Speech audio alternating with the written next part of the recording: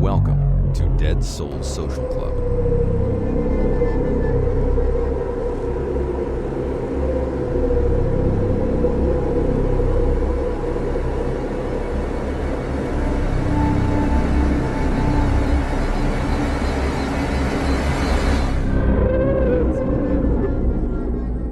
Good evening, everyone. If you enjoy our show and find our research both interesting and informative, please can I ask that you consider leaving us a 5-star review on your chosen podcast platform. Something that small really does help us out a huge amount. You can also find out more about us and our work by heading over to deadsouls.co.uk and checking us out. We are a small team of 3 researchers with more than 70 years of experience between us. You can also find us and speak to us over on Instagram. Just search Dead Souls Social Club and we'll come up. So, as always, thank you so much for joining us tonight. This audio presentation contains graphic details of death, violence, and controversial subject matter. Listener discretion is strongly advised. From Dead Souls Media, this is the Iranian Embassy Siege, Part 4. I'm Jamie Black, a researcher and psychologist, and I'll be your host for tonight.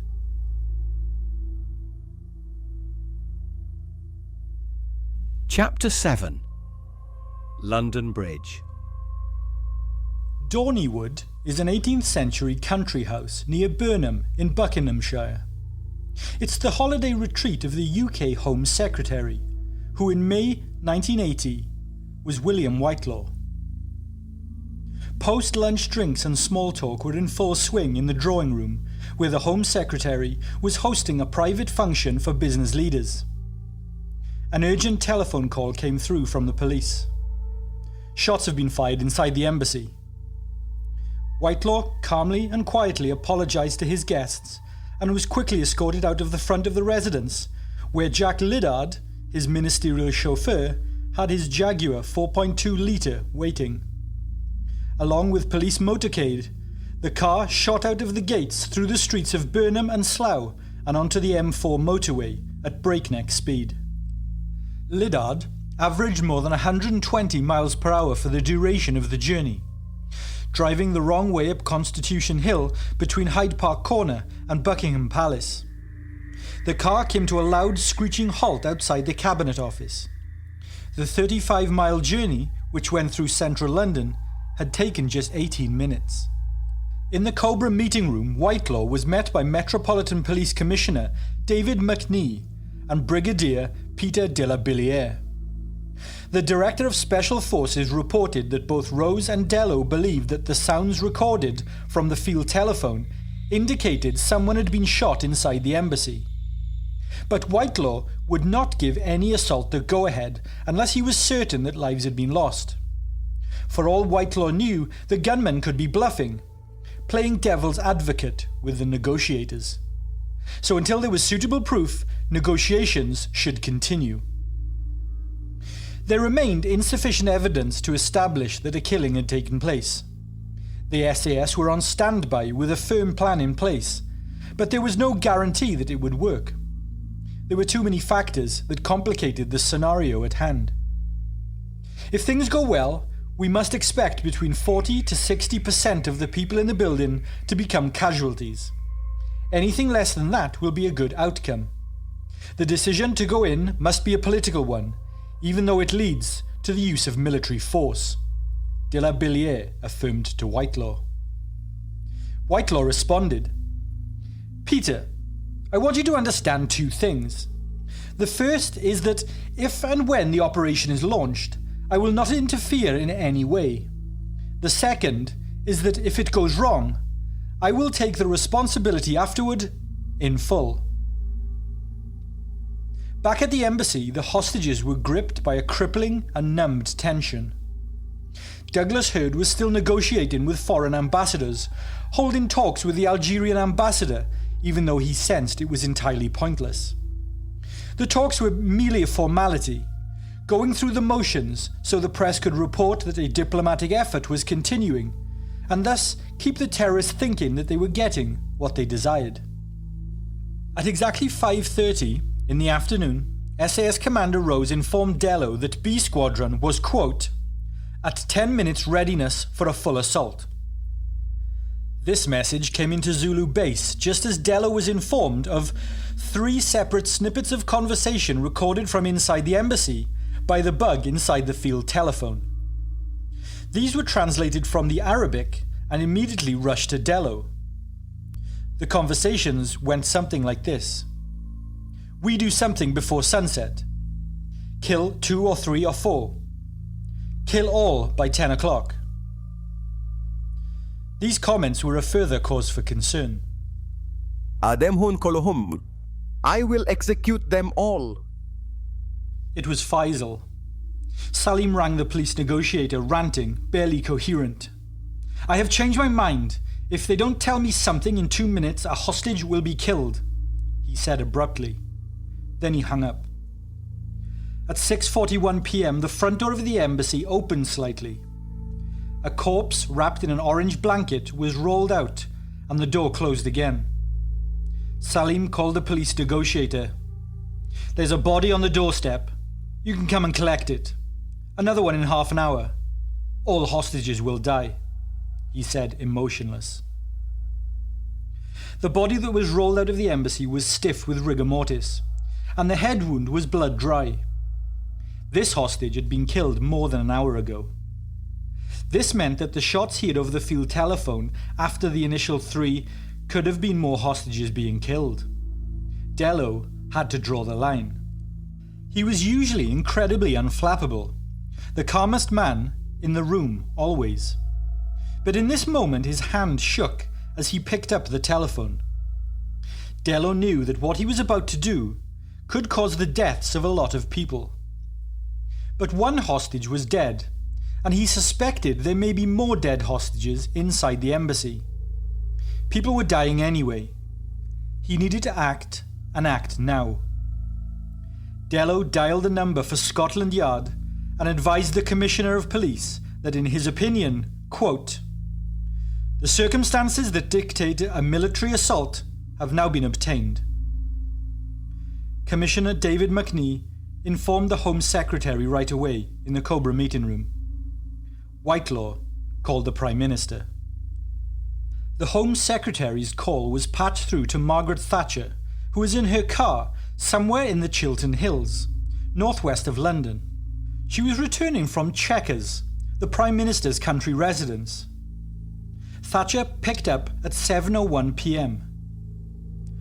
The hostages' lives are now at risk. I want your permission to send in the SAS, Whitelaw said. Thatcher coldly and sharply replied, yes. Send them in now. St. Stephen's Hospital received a call from Zulu base at 7:08 p.m.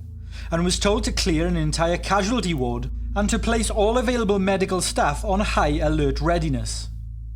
They weren't told why. Back at the embassy, Salim, Faisal and Hassan had started adding extra furniture to the barricades behind the doors and windows. They soaked each of the barricades in flammable liquid, paraffin, white spirit and gasoline from the embassy generator, as well as highly flammable duplicator fluid for the photocopiers and telex machines. The blockades were drenched. Over the radio, Hector Gullen, this is Zulu Control. You have full control. Zulu Control told all of their police snipers to stand down and withdraw their weapons. All officers on the ground were told to step back. Information was sparse, but the police suspected that something was about to happen. Intelligence officer Graham Collins stated that he felt the air was electric. There was extreme tension. You could feel something huge was on the cusp. Zulu Control issued a blanket order to all police officers, snipers, medical staff on site and intelligence officers. Put on gas masks with immediate effect and get under the desks. At 7:10 p.m, Hector Gullen gave the code word to prepare and await to go into the radio handset. Quote, bank robbery. 4 abseilers pulled their ropes through the carbinas at the roof position. The rear assault team moved to a basement position to the rear of the building. Another team gathered on the first floor window of number 15, the building next door, ready to climb onto the exterior balcony. Outside of the embassy and across the street, television reporters had erected scaffolding with powerful lighting so they could illuminate the building at night. The scaffolding had been set up on the second day of the siege by the American television channel CBS in conjunction with the BBC. The SAS team were given the instruction to issue a single warning to all reporters to leave. Then, they were to blow up the scaffolding with plastic explosives. To the disappointment of the SAS team who moved into position, the lighting rig was not manned or switched on, so they took no action. All press were ordered to turn off their cameras and cease broadcasting. However, both the BBC and ITV had alternative cameras set up on adjacent buildings with a full front view of the embassy. Sensing something was up, the news stations switched to those cameras and began broadcasting live. The final of the Snooker World Championships was being televised on BBC One when it was interrupted by an urgent bulletin. This is a BBC News Bulletin. We are going live to the Iranian embassy in London, where it seems the Metropolitan Police are taking some sort of action. The field telephone in the embassy rang at 7:12 p.m. The police negotiator wanted to talk to Salim about the bus that was coming to take them all to the airport. Were the police finally giving in and giving the gunmen everything that they wanted? Well, in a word, no. Whilst the police had been calmly negotiating for 6 days, they were now instructed to keep Salim on the telephone and talking. It didn't matter what about. This was because the SAS were about to detonate a bomb in the central stairwell and bring a holy hell of glass, metal and mortar down on top of his head in the ground floor hallway. All teams were in position. All explosives were primed. Abseilers were hitched and ready. The roof team held their detonators at the get-go. Commander Gullen barked the go order over the radio. London Bridge. At 7:23 p.m, the Iranian embassy rumbled and shook with an enormous explosion. Chapter 8. 660 seconds. The following events are a series of instances that happened at overlapping points across a period of just 11 minutes. 660 seconds of intense, fast action. The roof team pushed off the rear parapet. They abseiled down the 30 feet and landed on the rear second floor balcony. One of the abseil team rappelling down the front of the next door building got snagged and stuck. A frantic rush to free him ensued before the team could be discovered. Go, go, go, Gullen shouted down the radio. 2 soldiers crouching behind the lip of the central shaft squeezed their clackers simultaneously. Some 20 feet below, 2.5 pounds of plastic explosive detonated in the central void, blasting out the internal windows and sending more than a ton of glass, iron, wood, plaster and brickwork cascading down into the entrance hall. The explosion could be heard across the city. 6 soldiers climbed down through the skylight into the attic. The roof team threw CS gas grenades and flashbangs into the acrid cloud of dust and smoke belching from the embassy's central shaft.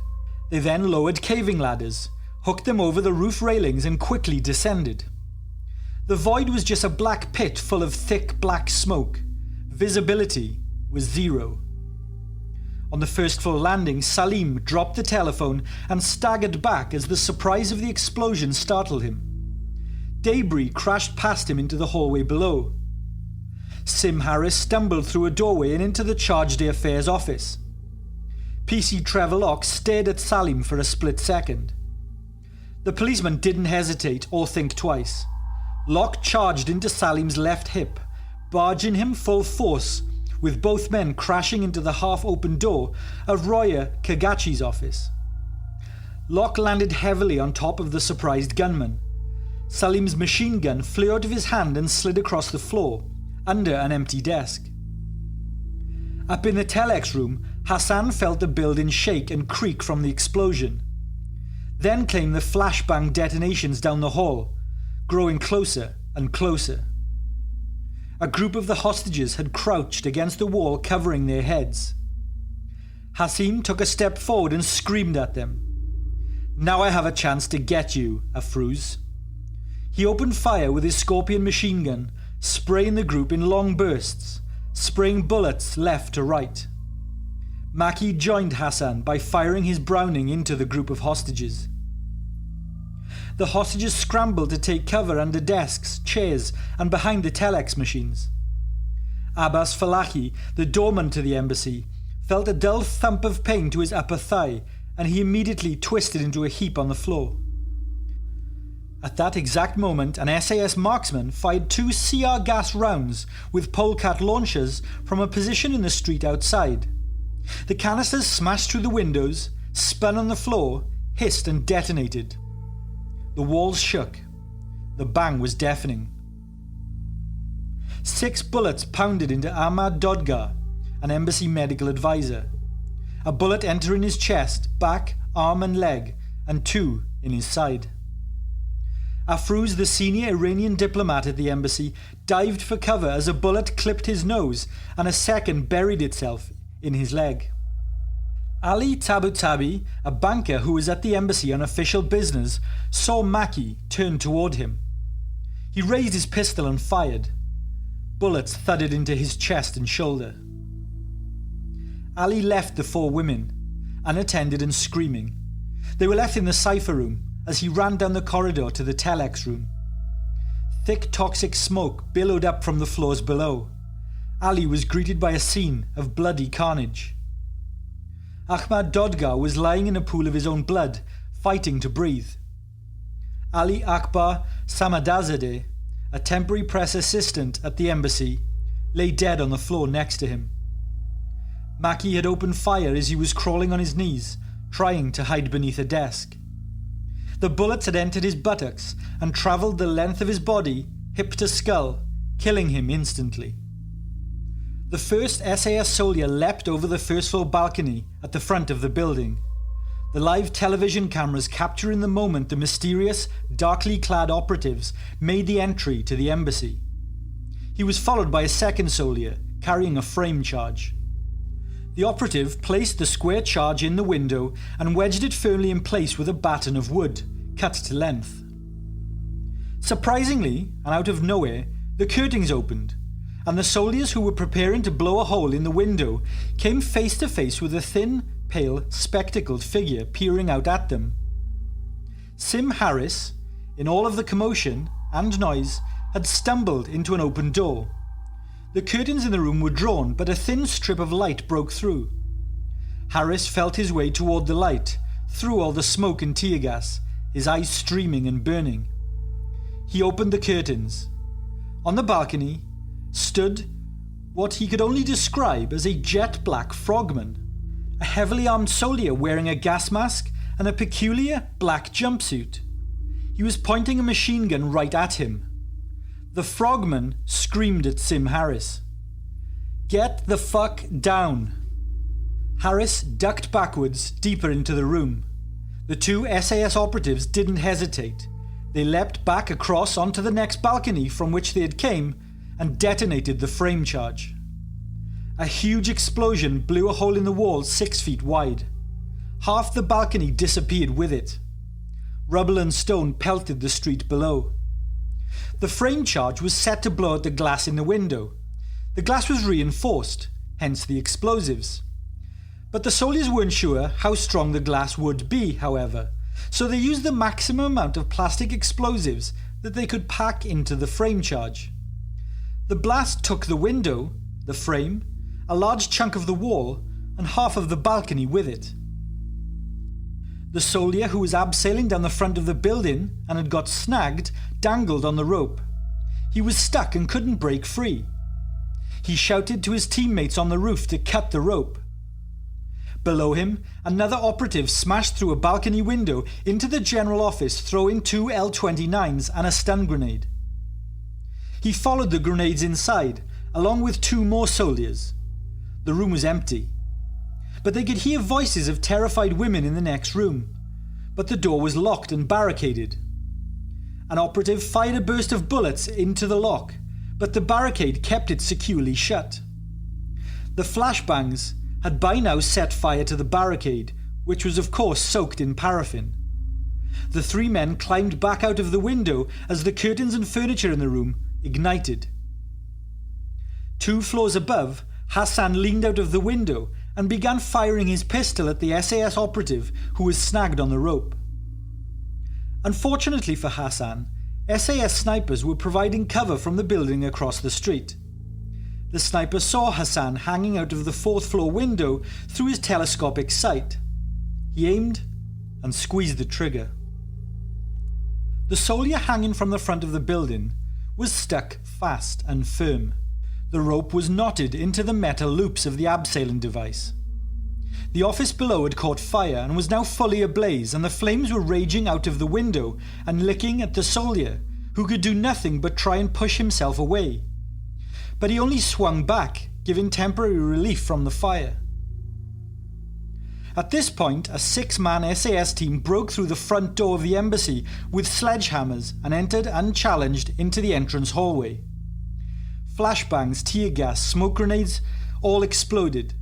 The first soldier inside could see a telephone wire leading under a doorway into an office, so he fired a blast of bullets into the door and plaster wall, hoping to hit anyone on the other side.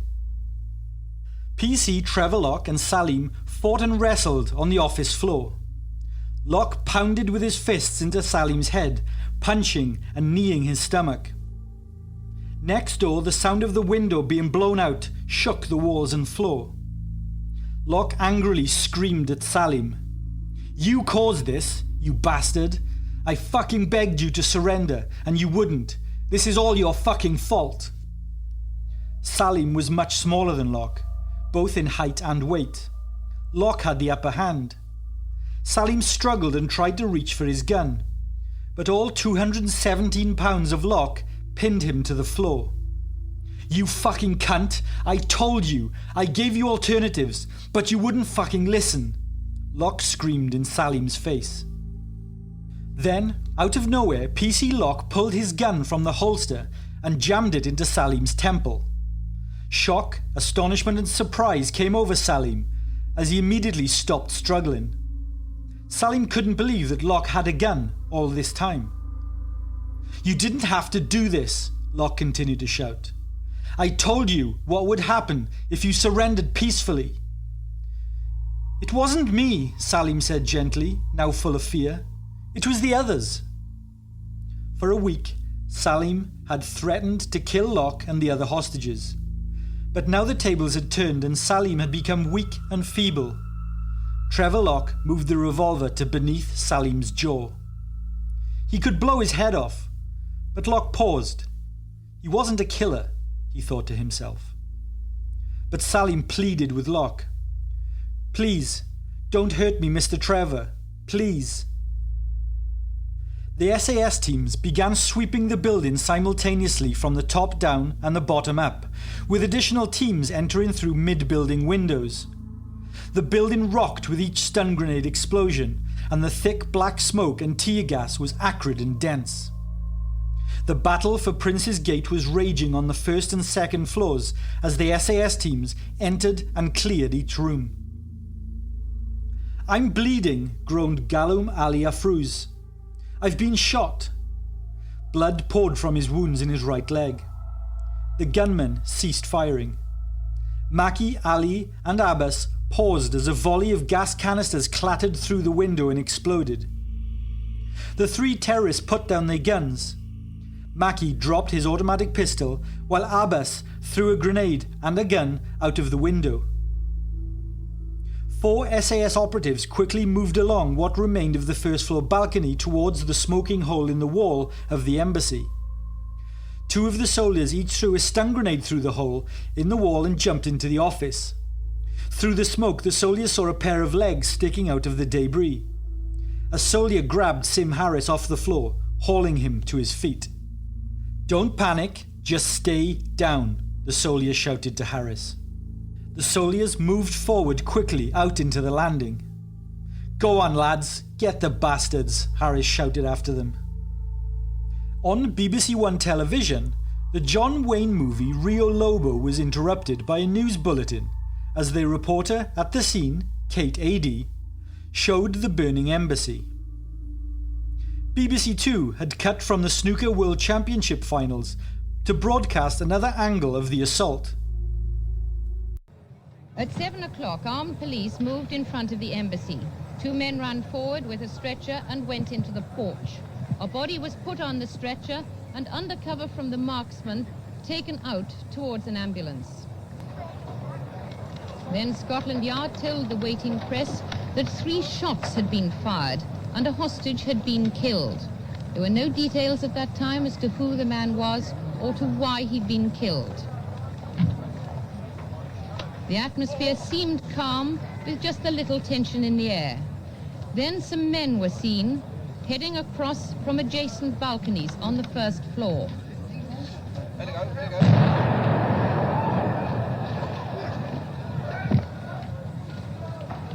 That was a bomb. That was a bomb.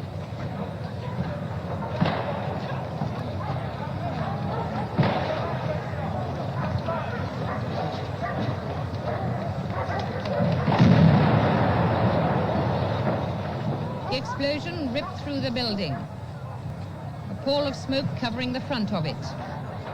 The SAS had moved in.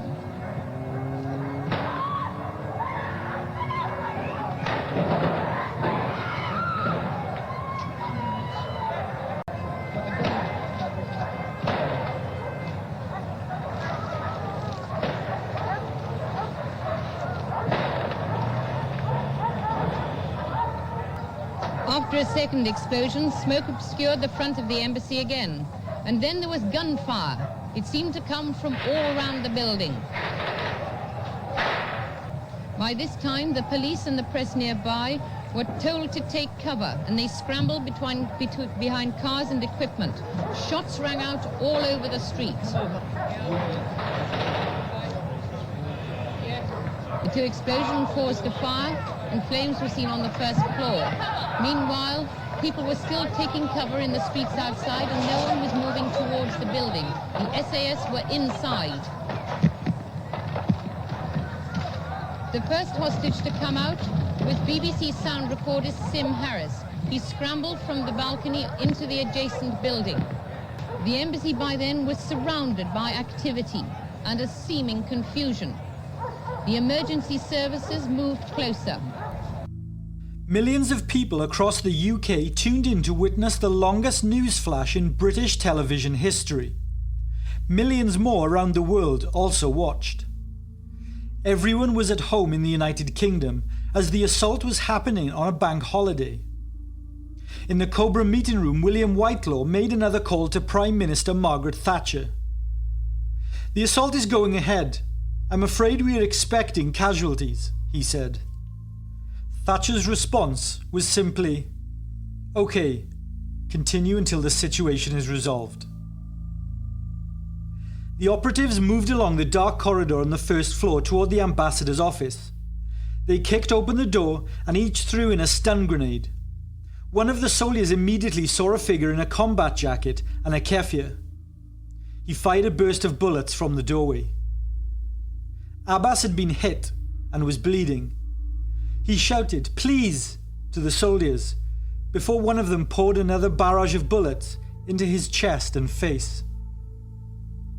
The soldier on the roof severed the rope, a single slash with a knife from his vest, as the sergeant swung back towards the flames. He fell 10 feet onto the balcony, landing hard on his shoulder. His leg was blackened up to the knee with 3rd-degree burns, and his boot partially melted into his foot. But, nonetheless, he sprang to his feet, running purely on adrenaline.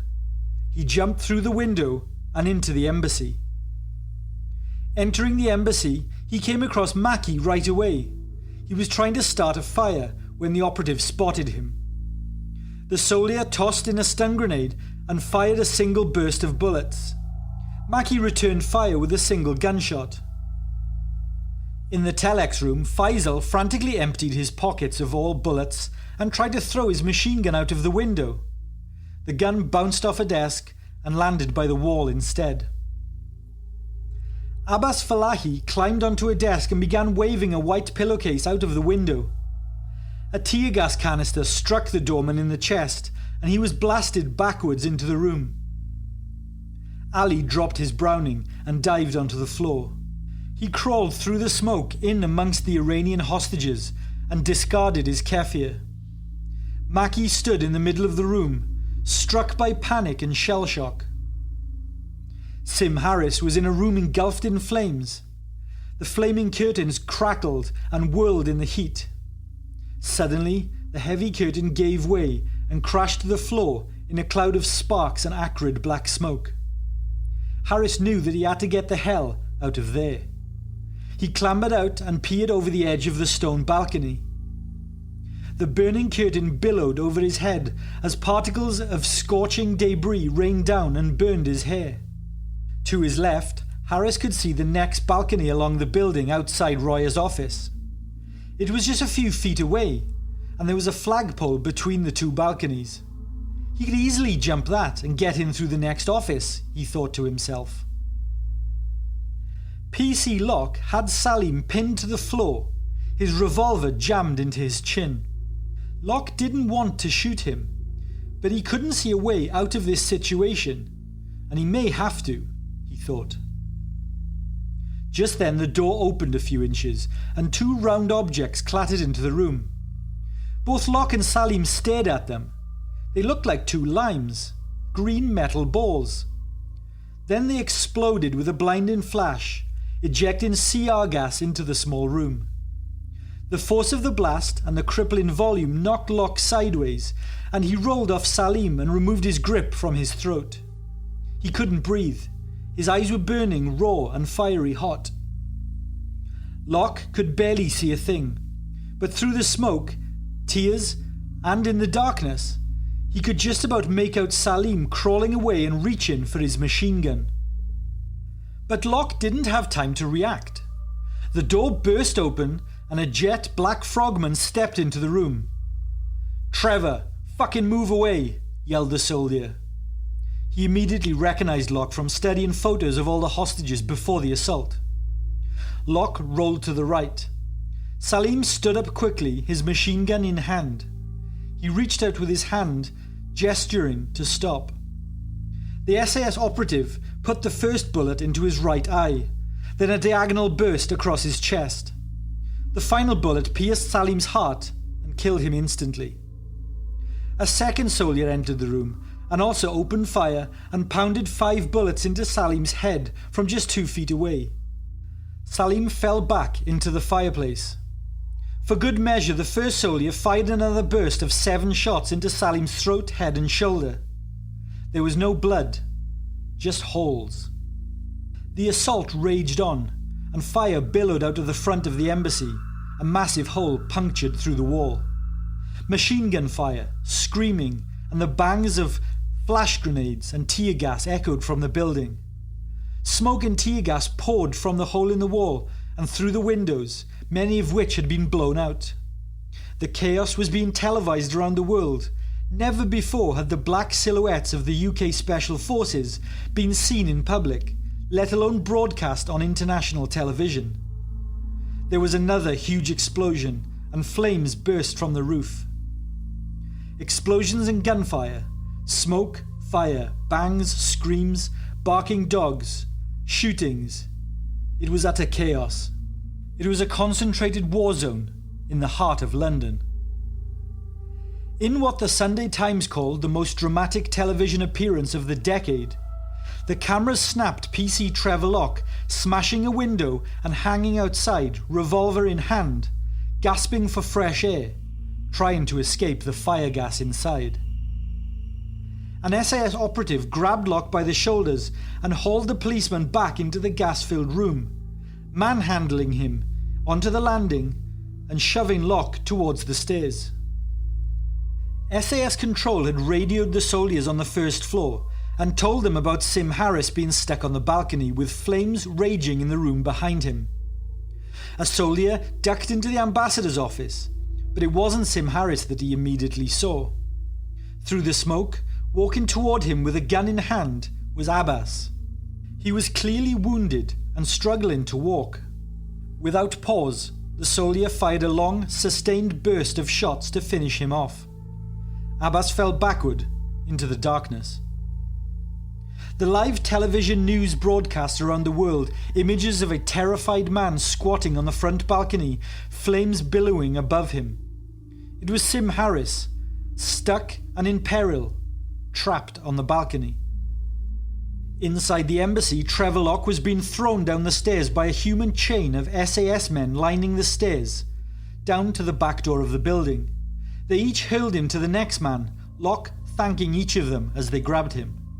Within seconds, he was standing on the back lawn of the embassy. PC Locke is alive and well, the radio chattered. He is a great credit to the Metropolitan Police. Applause broke out in the Cobra meeting room. The orders were to restrain every civilian emerging from the embassy until formally identified. An exception was made for PC Locke, who was led away to a waiting van of the police special patrol group. As Locke climbed into the police van, he thanked the police for their incredible assault on the building. One officer replied, "That wasn't us, you stupid wanker. That was the SAS."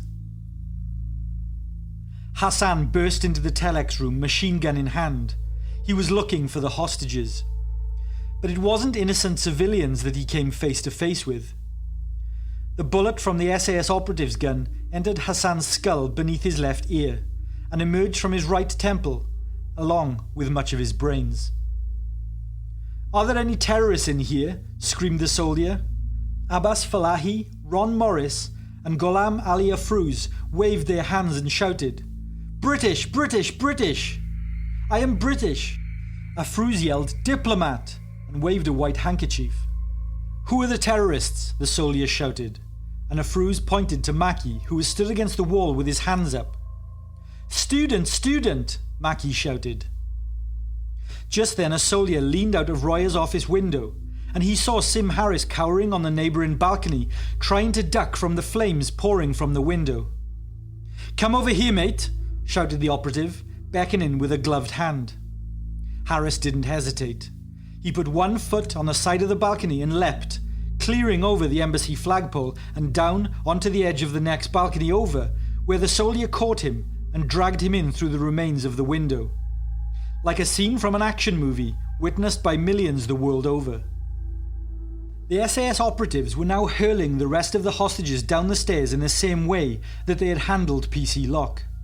From man to man, like sacks of potatoes, no hesitation, just get them down and out onto the grass at the rear of the embassy building. As they got to the grass, each were tied with cable ties, fastening their hands behind their backs, and they were laid face down on the grass until they could be identified. There were now more than 20 of them out there. Then, at that moment, Ali emerged onto the lawn and lay face down next to the 4 women hostages. "No," said Roya. The only hostages left in the telex room were the 2 most seriously injured, Ahmad Dodgar and Gholam Ali Afrouz. Dodgar, the medical assistant, had lost a lot of blood and was now only half conscious. 2 soldiers chairlifted him by placing linked hands under his backside and hauling him out. Maki was being frisked by the soldiers in the telex room. "Are you a terrorist?" shouted an operative in Arabic. Maki did not answer. The soldier forced him to the floor with his arms stretched out in a T position. "Are you a terrorist?" shouted the operative, in English this time. Maki just stared at him. At that moment, Maki pulled his arms in toward his body, as if to reach for something underneath his stomach. The SAS soldier assumed he was reaching for a weapon or a grenade, so he emptied 5 rounds into the small of Maki's back. The wounded gunman rolled onto his right side, where another soldier poured a burst of gunfire into his face. Amongst the last of the hostages being manhandled down the stairs was a tall man with an afro hairstyle and cowboy boots. Faisal had put up the collar of his green combat jacket to cover the lower part of his face. In the chaos, he had joined the end of the evacuation line unnoticed. As the soldiers were passing Faisal down the stairs, one of them recognized his face from the terrorist pictures he had studied prior to the assault. "That man is a terrorist," he shouted. The next soldier along the line roughly threw Faisal down the stairs head first. "That's one of the fuckers there," said another soldier. Moving from one hostage to the next, the SAS organizer came to a young dark-haired man wearing light-coloured chinos and a jacket laying amongst the 4 women. His wrists were securely tied, his face buried in the grass. "What is your name?" he asked. "And do you speak English?" "Student," the man replied. "I am student." But Harris turned his head and spotted that he was Ali. "He's one of them," screamed Harris. "He's one of the terrorists." 2 SAS men in black seized Ali, pulling his bound hands and lifting him off the ground. Ali was screaming with fright. As Ali was dragged back into the burning building, one of the female hostages pleaded with the soldiers not to hurt him, as he had treated them well. Prime Minister Margaret Thatcher had specifically given the order to the SAS to eliminate all of the gunmen. But that being said, the soldiers ultimately decided to unceremoniously carry Ali off, upside down, and handed him over to the police special patrol group waiting behind the embassy. They later commented that he was unarmed and terrified. He posed no threat at that moment, so they spared his life. The SAS operation had been a complete and dramatic success. Prime Minister Margaret Thatcher, the Iron Lady, breathed a huge sigh of relief as she headed for the Cobra meeting room. 4 fire engines, which had been waiting a few streets away for the all clear, now screeched into Prince's Gate, and torrents of water were soon pouring into the embassy through the flaming windows front and back. The freed hostages were hauled to their feet and escorted out of the side gate and led onto a road lined with ambulances. The SAS climbed into a series of waiting black vans. Their job was done. The police could deal with the rest. The operation ended officially at 7:34 p.m, and the SAS quietly slipped away. Operation Nimrod had lasted just 11 minutes. Prince Andrew arrived 21 minutes later to thank everyone. Epilogue. The subsequent party at Regent's Park Barracks that evening was rowdy and boisterous. Mrs. Thatcher arrived at 8:37 p.m, accompanied by Willie Whitelaw and her husband Dennis, to find the SAS in full victory celebration. They were still wearing their combat gear, faces streaked black with paint, shouting, laughing and singing. Each man with several bottles of alcohol in their hands, the air thick with testosterone. Thatcher walked and chatted amongst the men, fully at ease and comfortable with the rowdy bunch. Whitelaw, however, was slightly surprised at the wild group chugging beer and cheering like football hooligans. Thatcher posed for photographs with the soldiers, who re-donned their balaclavas. At 9 p.m, one of the men wheeled in a television and turned on the news, which replayed the dramatic footage of the assault. The men settled down to watch themselves for the first time. At that moment, someone with a large bouffant hairdo was obscuring the screen from the men at the back. SAS operative John McAleese, a confident and outspoken Scotsman, shouted, "Oi, down at the front, move your fucking head." The person with the hairdo obediently ducked out of the way and apologised. No one had ever spoken to Margaret Thatcher like that before. Thank you for taking the time to listen to our show tonight. Be sure to leave us a 5-star review on your chosen podcast platform and subscribe to our show so that you never miss an episode. Our shows aren't sponsored by any company or corporation, so any support you can give us goes a long way in supporting the work that we do. From all of us here at Dead Souls, sleep tight.